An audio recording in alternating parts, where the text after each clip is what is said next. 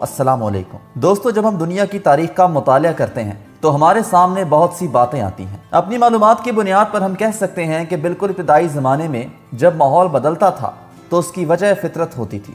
مثلا جب برف کا زمانہ آیا تو ہر چیز جم کر رہ گئی، جب برف پگھلی تو ہر طرف سبزہ پھیل گیا، گھنے جنگل پیدا ہو گئے، جانور اور پرندے چاروں طرف نظر آنے لگے۔ جب دریاؤں میں سیلاب آیا تو وہ اپنے ساتھ ہر چیز بہا کر لے گیا۔ زلزلہ آیا تو اس نے ہر شے کو تباہ و برباد کر دیا۔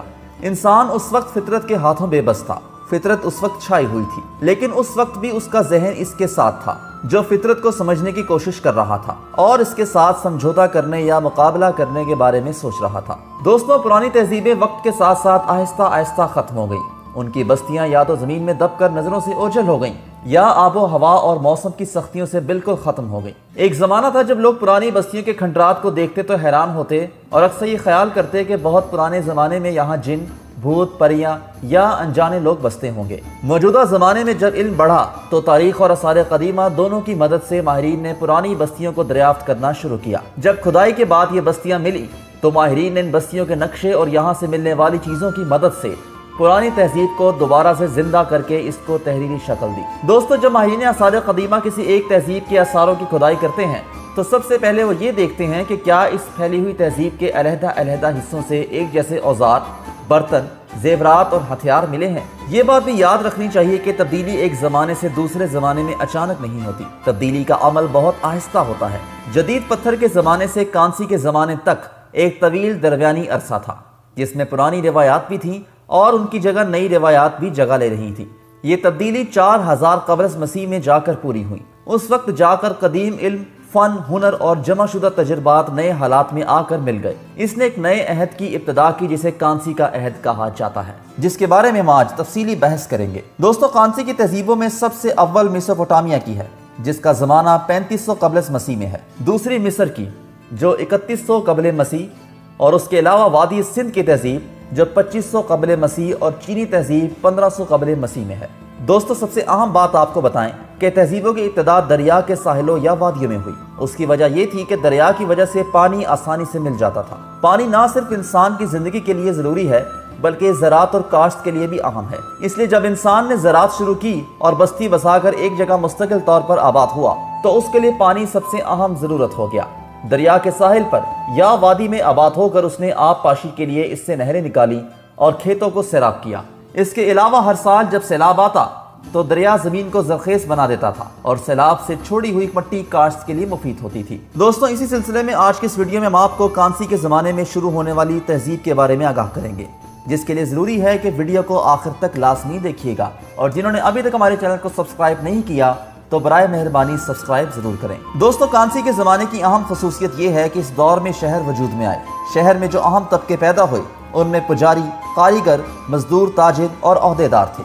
انہیں اپنے کام کے عوض جو معاوضہ دیا جاتا تھا وہ کسانوں کی زائد پیداوار تھی جو ان سے ٹیکس کے طور پر لی جاتی تھی۔ چونکہ گاؤں والے اب پتھر کے ہتھیار رکھتے تھے، اس لیے وہ شہر کے حکمرانوں سے مقابلہ نہیں کر سکتے تھے کہ جن کے پاس کانسی کی دھات کے ہتھیار تھے۔ دوستو، کانسی بنانے کے تجربے کے بعد اس کا اثر یہ ہوا کہ انسان نے روزمرہ کے استعمال ہونے والے اوزار اور شکار کرنے والے ہتھیاروں کو بہتر بنایا۔ اب تک زراعت کے لیے جب زمین کو کھود کر بیج ڈالا جاتا تھا تو اس کے لیے پتھر کی بنی کھرپی کا استعمال ہوتا تھا۔ یہ زیادہ محنت طلب کام تھا، اس کی وجہ سے پیداوار کم ہوتی تھی اور کھیتوں کو بھی چھوٹا رکھنا پڑتا تھا۔ اب اس کی جگہ ہل نے لے لی، جسے پہلے انسان چلاتا تھا، بعد میں جانوروں کے ذریعے اسے چلایا جانے لگا۔ دوستوں، پتھروں کے اوزاروں اور ہتھیاروں کی جگہ کانسی نے لے لی۔ ہتھوڑا، برچھا، کھرپی اور تیر کمان، ان سب میں کانسی کا استعمال ہونے لگا۔ ان نئے اوزاروں کی وجہ سے انسان اس قابل ہوا کہ نہ صرف شکار آسانی سے کر سکے بلکہ اس نے جنگلوں کو صاف کر کے زمین کو کاشت کے لیے ہموار کیا۔ انہی اوزاروں کی مدد سے اس نے دریاؤں سے نہریں نکالی اور آبپاشی کے نظام کو قائم کیا۔ اب وہ اس قدر پیداوار کرنے لگا جو اس کی ضرورت سے زیادہ تھی۔ اس کا نتیجہ کیا ہوا؟ دوستوں، جیسے جیسے انسان کو دھاتوں کے بارے میں معلوم ہوا اسی طرح آہستہ آہستہ اس کی زندگی میں تبدیلی آنی شروع ہوئی۔ ابتدا میں انسان کو اس تانبے کے بارے میں پتہ نہیں تھا جو کہ کانوں سے نکالا جاتا ہے۔ وہ صرف اس تانبے کو جانتا تھا جو دریا کے کناروں پر پایا جاتا تھا۔ جب کانوں سے تانبا نکالا گیا تو تقریباً 5000 قبل از مسیح میں اس کا استعمال شروع ہوا۔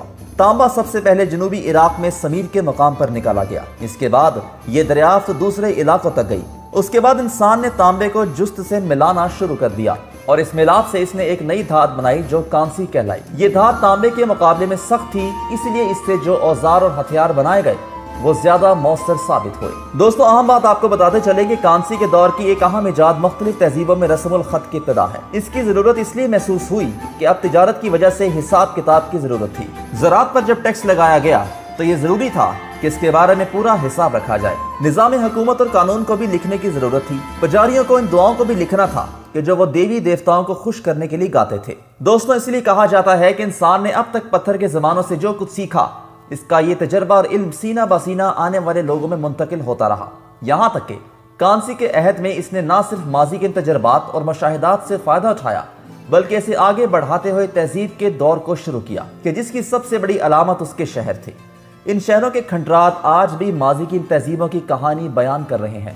اب ہم کانسی کے دور کی اہم تہذیبوں کا جائزہ لیں گے جن میں میسوپوٹامیہ، مصر، وادی سندھ اور چین کی تہذیبیں اہم ہیں، لیکن اس کا ذکر ہم اگلی ویڈیو میں کریں گے۔